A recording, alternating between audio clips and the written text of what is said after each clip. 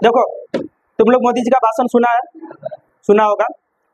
मोदी जी का भाषण सुनोगे, कांग्रेस के बारे में बहुत कुछ बोलेंगे, लेकिन एक बार भी तुम कहीं एक मतलब कोई भाषण में नहीं वो दिखा सकते हो कि डॉक्टर मनमोहन सिंह के बारे में बोलेंगे, क्योंकि वो तो भी कांग्रेस ही नेता थे ना।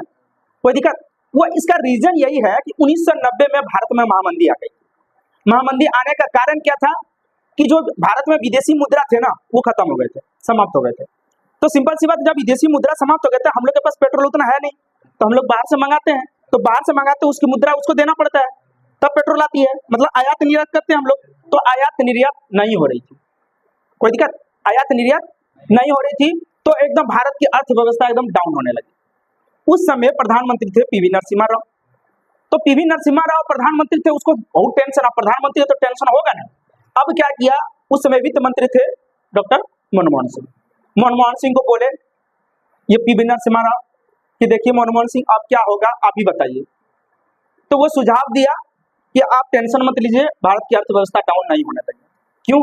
क्योंकि पैसा पैसा पैसा था नहीं, खत्म हो चुका था पैसा, पैसा खत्म हो चुका था, एकदम एकदम एकदम ऐसे आ गया था कि एकदम डिफ्लेशन हो चुका था, अवस्फीति आ चुका था, ऐसे समस्या था।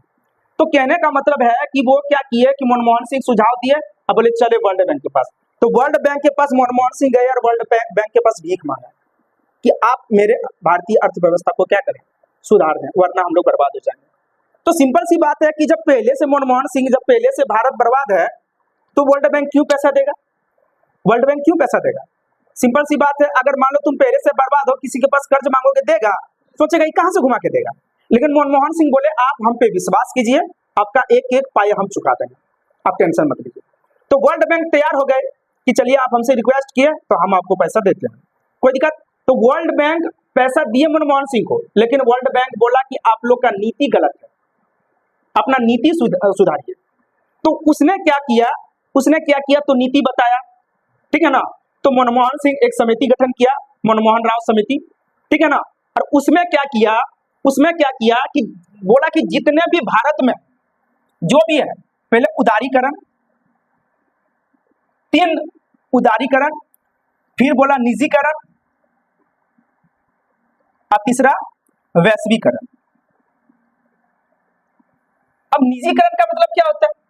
बोला छोटे से छोटे किसान को लाइसेंस दो, कुछ भी चीज का दुकान करना, कोई भी चीज का दुकान करने का लाइसेंस दो, ये उदारीकरण का, ठीक है ना, उसी को बोलते हैं उदारीकरण। और निजीकरण का मतलब होता है, अभी मान लो तुम लोग सुना होगा कि रेलवे को निजीकरण कर दिया गया, रेलवे को प्राइवेट कर दिया गया, ठीक है ना। बहुत सा ऐसे कंपनी है जिसको 10% प्राइवेट कर दिया, ऐसा सुना होगा। तो लोग बोलते हैं कि मोदी जी है ना, मोदी जी सब कर रहे हैं क्या, प्राइवेट। अरे बाबू, प्राइवेट का मतलब समझोगे तब ना, ये पहले से नहीं था। हम लोग का अभी भारत का जो अर्थव्यवस्था है वो मिश्रित अर्थव्यवस्था है। लेकिन पहले जब मतलब आजादी के बाद भारत का अर्थव्यवस्था जो है ना, वो सिर्फ क्या था, समाजवादी था, ठीक है ना, समाजवादी था। अब जैसे ही मतलब 56 तक मतलब मिश्रित, मतलब थोड़ा सा पूंजीवादी था, लेकिन कहने का मतलब मुख्य रूप से मिश्रित कब बन गया, 91 के बाद, समझ में आया। तो बोला ज्यादा से ज्यादा क्या करें, सबको लाइसेंस दो, उदारीकरण। निजीकरण मतलब कहने का मतलब सब प्राइवेट सेक्टर को दो, ज्यादा से ज्यादा प्राइवेट सेक्टर को दो। और वैश्वीकरण, पूछ देगा वैश्वीकरण बोला कि आप दूसरे देश से, हर एक देश से व्यापार में बढ़ोतरी करो, व्यापार का संबंध बनाओ सब देश से, व्यापार करो, आप लोग का अर्थव्यवस्था क्या होगा, ऊपर आ जाएगा, कोई दिक्कत। तो कहने का मतलब ये चीजें चालू कर दिया, तो कहने का मतलब है कि वहां से अर्थव्यवस्था धीरे धीरे क्या हो गया, भारत का सुधार हो गया, भारत की अर्थव्यवस्था। अगर वो चीजें उस समय वर्ल्ड बैंक के पास,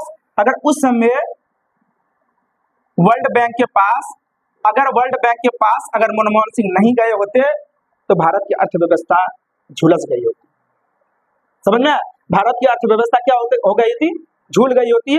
और टेंशन, क्योंकि गरीबी तो थी ही पहले, आजादी के बाद तो गरीबी थी ही, तो कहने का मतलब बाद में और समस्या होता है 91 के बाद, समझ में। तो इकोनॉमिक्स को अगर बढ़िया से पढ़ोगे अर्थव्यवस्था को ना, तो सिंपल सी बात है, जब इतिहास में पढ़ोगे तो पहले 1947 तक भारत की अर्थव्यवस्था कैसे थी, उसके बाद 47 से लेकर 90 तक भारत की अर्थव्यवस्था कैसे थी, और 90 के बाद से लेके अब तक अर्थव्यवस्था कैसी थी वो 3 पार्ट में बांट के अर्थव्यवस्था, भारत की अर्थव्यवस्था को पढ़ाया जाता है।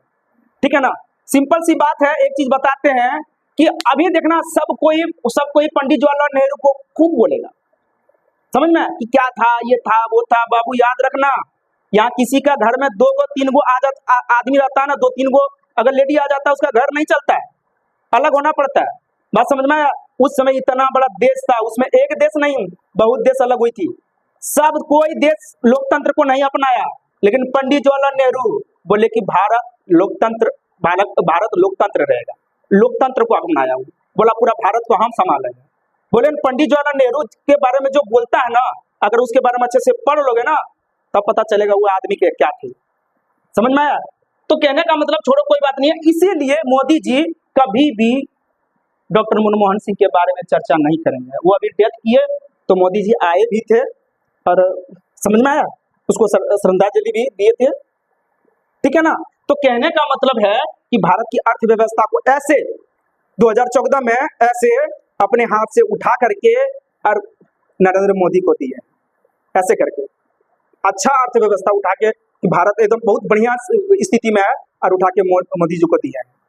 तो मोदी जी कभी कुछ देखना, मोदी जी कभी कुछ भी हो, लेकिन इसके बारे में डॉक्टर मनमोहन सिंह के बारे में कभी नहीं बोलेगा, क्योंकि पूरा अर्थव्यवस्था उसमें डगमगा जाता अगर मनमोहन सिंह अगर उस समय कदम नहीं उठाते। समझ में आया? कोई दिक्कत ऐसी? ठीक है।